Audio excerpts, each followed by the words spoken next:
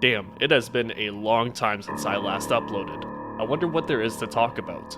Eyes on fame in the clutch, up into the heavens. Oh, man.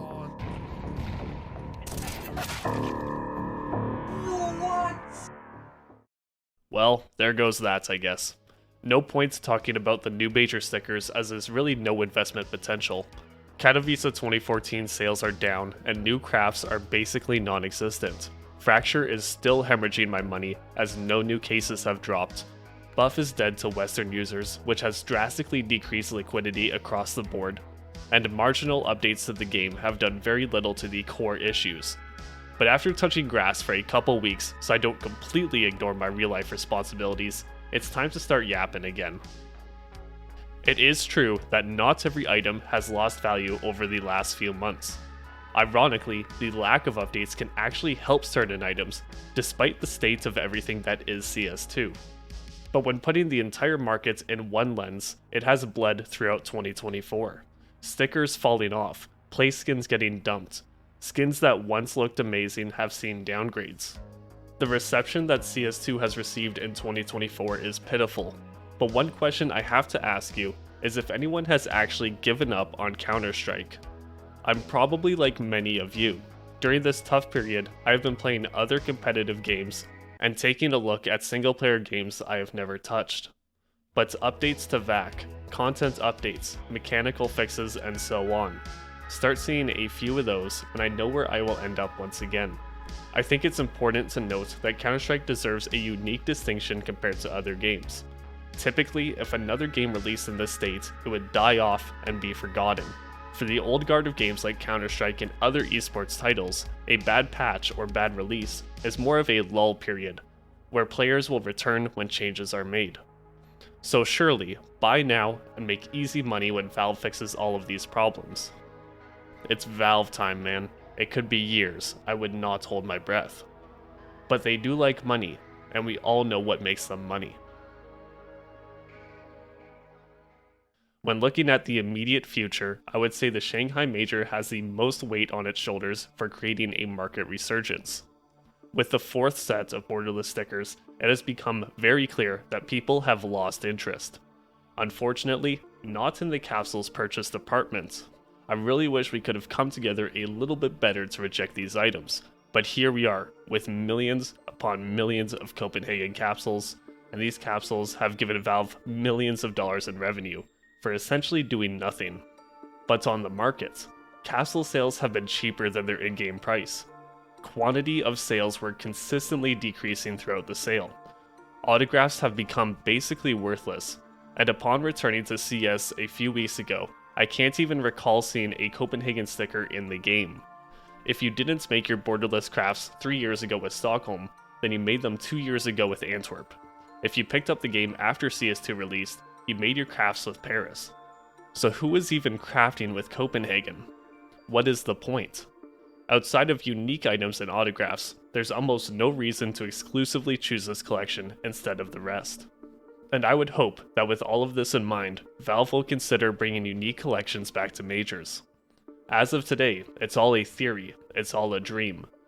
But if it comes true, we can almost guarantee quite a butterfly effect. The Shanghai Major stickers, if done well, could become a new investment opportunity. With borderless stickers potentially seeing their last hurrah, there's no doubting how clean each collection looks in the game. These are some of the best looking stickers we have in Counter-Strike. But it doesn't really feel like it because they've been written off due to their dirt cheap prices and near infinite supply. But if you ignore those factors, what do you realistically put above them?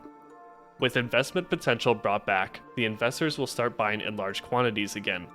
Those who sell their stickers and capsules upon the FOMO purchasing will look at investing in other items, whether that's the new stickers, a skin they wanted, another investment opportunity, maybe a little bit of gambling.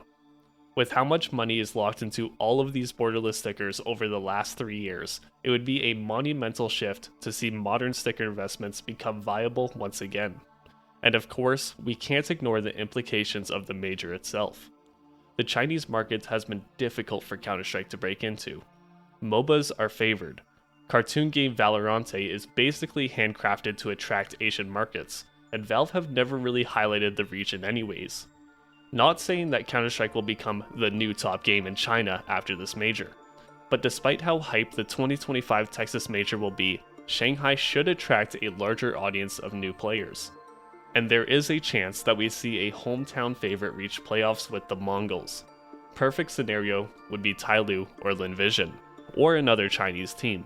But if the Mongols can achieve a proper return to form, they are capable of reaching playoffs. If we see bordered stickers and a Mongols run at the Shanghai Major, that on its own could make a significant change in the market without Valve even fixing their game. There are aspects of the game that obviously need work, content to be added, operations to be activated.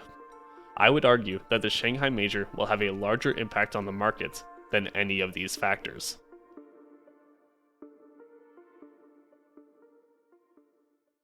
Although the Shanghai Major has a ton of weight on its shoulders, there is also a reason why everyone is crying for an operation.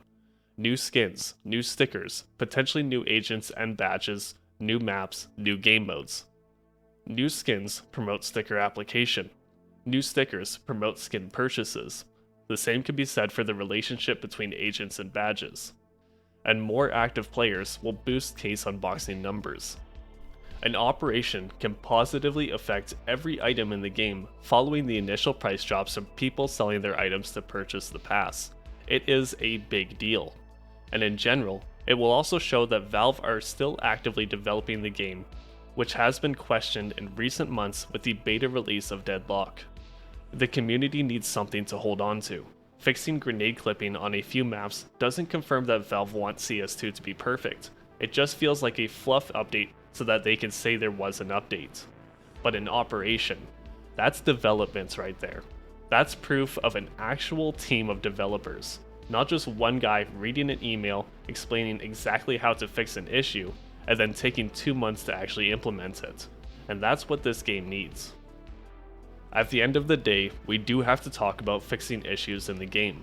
On one hand, the issues are overblown. The game 99% of the time functions as it should.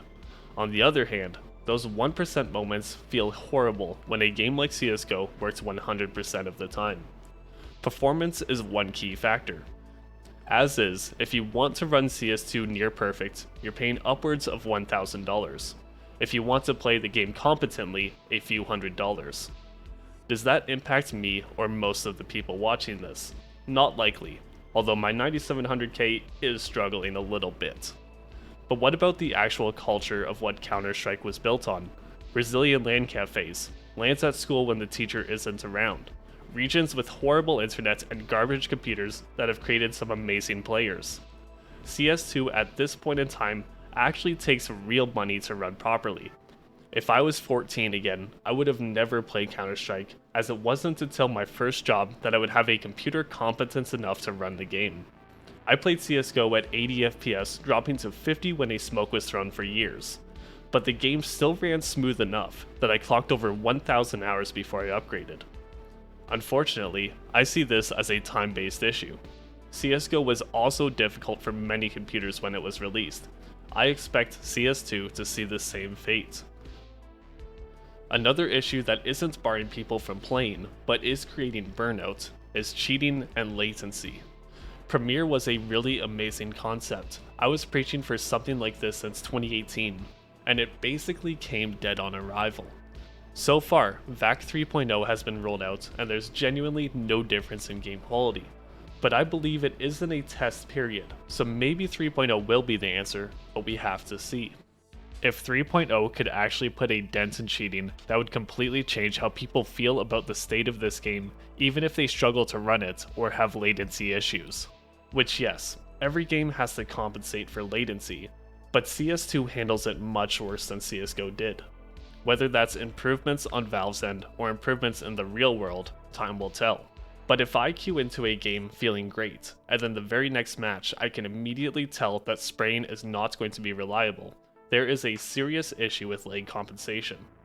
I like to look back at the old days of CSGO, especially the Oceanic region. The amount of times that Tyloo qualified for tournaments playing online qualifiers at 100 ping was amazing, and I do not see a world where that could happen today. This game still isn't where it needs to be. But if the new major stickers are bordered, I will be buying more borderless stickers. If an operation comes, I'll be playing the whole operation. If consistent ban waves for cheaters start happening, I'll be grinding Premier. If improvements are made to issues that seem to be caused by latency, I'll be back on Face It. The major and operation will have immediate effects on the market. Gameplay adjustments will show us a brighter future, which I and many others are waiting for. By the end of 2024, we will have our answers. For now, we just have to wait.